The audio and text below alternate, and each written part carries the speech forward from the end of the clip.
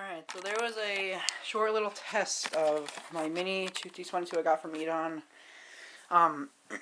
As you can tell, I got this thing in American colors. As you can tell, as in the video, this is a 3-phase motor model, so it peaks a higher pitch. I will be uploading more videos on this mini Siren.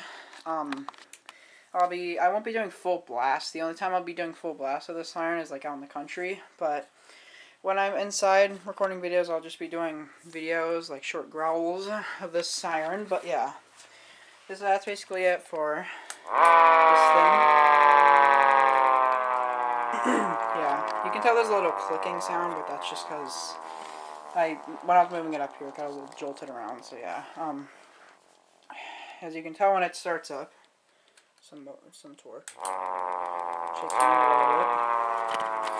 But yeah, that's basically it for my mini Siren. Before this video ends, I'll do one more little quick growl of it. So just set you back up on the tripod here. Just set this up.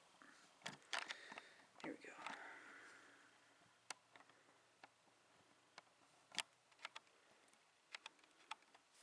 Alright, do one more.